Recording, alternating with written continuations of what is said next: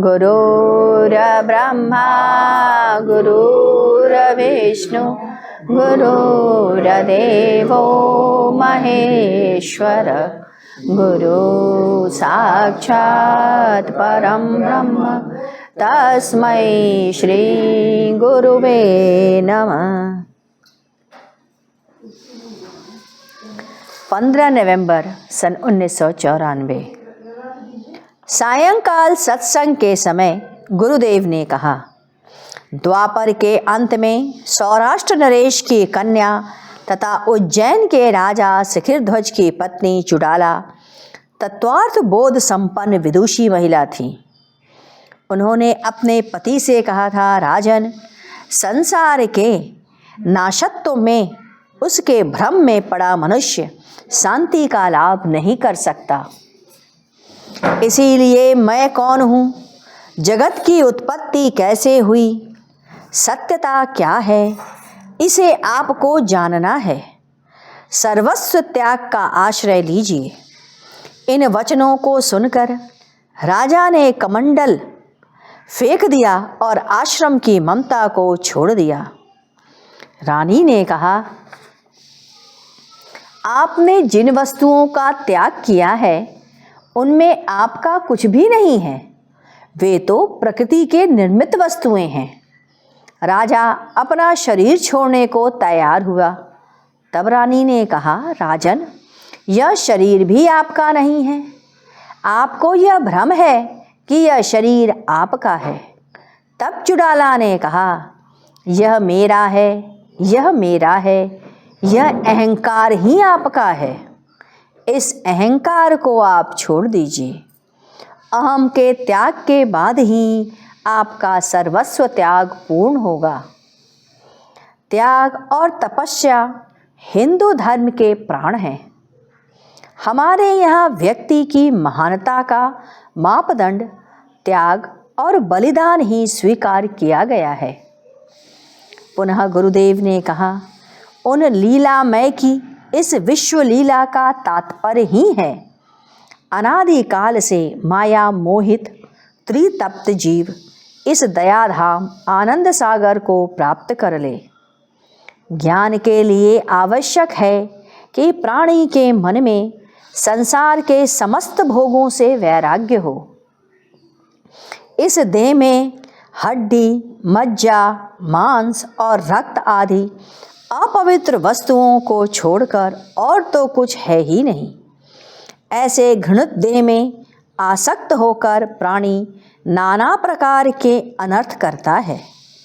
परिणाम यह होता है कि बड़े ही कष्ट के साथ उसकी मृत्यु होती है। मृत्यु के पश्चात यमदूत नाना प्रकार की भीषण यातनाएं देते हैं। अनेक नरकों में वह सहस्त्रों वर्ष कष्ट को भोगता है। कदाचित भगवान की कृपा से ही इस लोक में मनुष्य योनि में आ पाता है। यहाँ भी गर्भ में दुख ही दुख तो है। बाल्यकाल पराधीन होता विवशता के कष्टों से भरा हुआ है। युवावस्था में काम है, क्रोध आदि विकारों से मनुष्य अंधा होता है। वृद्धावस्था तो मोहग्रस्त है ही, रोगग्रस्त है, उपेक्षाग्रस्त है, दुख रूप है। इस प्रकार विचार करने से सत्कर्मों के पुण्य प्रभाव से वैराग्य का चित्त में उदय होता है। भगवान के चरणों में अनुराग होने से तथा भगवान के नाम को जपने से, उनके मंगलमयी लीलाओं का ध्यान करने से एवं उनके दिव्य गुणों का कीर्तन करने से हृदय शुद्ध होता है। निष्काम भक्ति के द्वारा भगवान में चित्त लगाए रहने से जीव को बंधन में रखने वाले पंचकोशों से धीरे धीरे नष्ट होता है।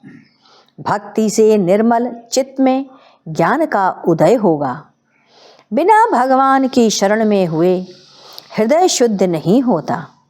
अतः मनुष्य को बड़ी सावधानी से संसार के दुख रूप भोगों से मन को हटाकर भगवान के चरणों में लगाना चाहिए। तपस्या में, साधन में भगवान के भजन में जीव के कल्याण के जितने भी मार्ग हैं, उन सब में काम, क्रोध व लोभ ही सबसे बड़े बाधक हैं। ये तीनों नरक के द्वार कहे गए हैं। त्रिविधम नरक स्वेदम द्वारम नाश्यान मात्सनः। कोई कितना विद्वान, बुद्धिमान, तपस्वी क्यों न हो, यदि वह काम, क्रोध और लोभ में से एक के भी वश में हो जाता है तो उसकी विद्या, बुद्धि, तप का अर्थ खत्म हो जाता। ये तीनों ही विकार बुद्धि को मुंह में डाल देते हैं और बुद्धि से जीव का सर्वनाश हो जाता, वह भ्रम में पड़ जाता है। ब्रह्मर्षि विश्वामित्र का ही उदाहरण है। जीव को पीड़ा देने, मारने से बड़ा दूसरा कोई पाप नहीं है। इस पाप से परलोक में प्राणी को भयंकर नरक में पड़ना पड़ता है। श्री हरि के दिव्य गुणों में जिनका हृदय लग गया, उनको फिर संसार के सभी विषय फीके लगने लगते हैं। सुख की प्राप्ति की लालसा उसका नैसर्गिक गुण है। व्यक्ति सदा उस केंद्र तक पहुँचने को विहल रहे जहाँ आनंद का मूल निवास है। जो आनंद का स्रोत है, वह आनंद और कोई नहीं बल्कि ब्रह्म, परम ब्रह्म ही है, जहाँ से कि इसका स्रोत निकलता है या निकला हुआ है। इसके पश्चात 16 नवंबर सन 1994 गुरुदेव ने सत्संग में ये कहा कि भक्ति प्रेम रूपणी होती है। जब विशुद्ध प्रेम प्रभु से रहे, सर्वस्व आप लुटा दें, अर्पण कर दें, तो वही भक्ति है। हमारी आसक्ति तुलसीदास जी के शब्दों में है, जननी जनक बंधु सुत दारा, तन धन धाम सुहद परिवारा। ये ही 10 मार्मिक संबंध हैं।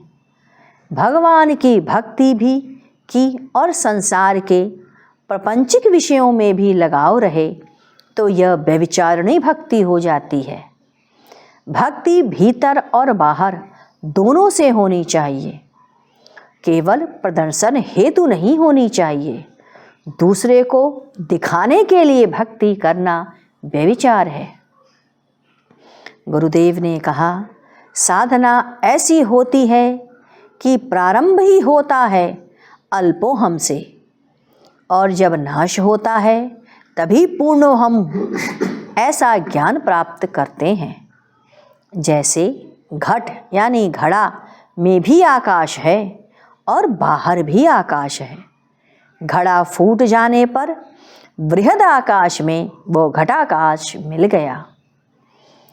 एक बात जान लीजिए, अपरोक्षानुभूति में भी यह कहा गया है, सर्वो अपि व्यवहारस्तु ब्रह्मणा क्रियन्ते जनै, अज्ञानानां विजयन्ति मृतदेव है घटादिकम। मनुष्य के द्वारा जितने भी व्यवहार होते हैं वह ब्रह्म की ही सत्ता से होता। ब्रह्म बिना कोई व्यवहार हो ही नहीं सकता। जैसे रेडियो बोलता है, उसके पीछे बिजली की शक्ति है, उसके बगैर वह जड़ है। वैसे ही सर्वेंद्रियों के द्वारा कुछ भी जो व्यवहार किया जाता है, उन सब के पीछे आत्मा यानी उस चित्त होता है। जब ध्यान शुद्ध हो जाता है, वह विषयों से रहित हो जाता है। साथ ही साथ आपके अंदर और बाहर की शक्ति में जब एकाकार होता है, तभी आप उस ब्रह्मानंद का अनुभव करते हैं। जैसे देखने वाला नहीं, रहने में दिखने वाला वह कुछ है, सुनने वाला न होने से यह शब्द नहीं। उस स्थिति में ना दुख है, ना सुख है, ना मूर्ता है, न धृष्टता है, न दृश्य है, केवल शुद्ध परमात्मा ही रह जाता है। आइए हम लोग गुरु कीर्तन करें। ओम गुरु गुरुदेव, जय गुरु जय गुरुदेव। ओम गुरु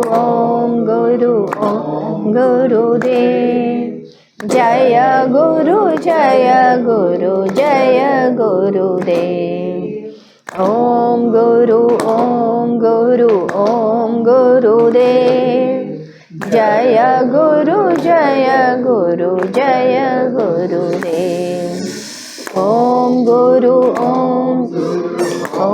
गुरुदेव, जय गुरु जय गुरुदेव।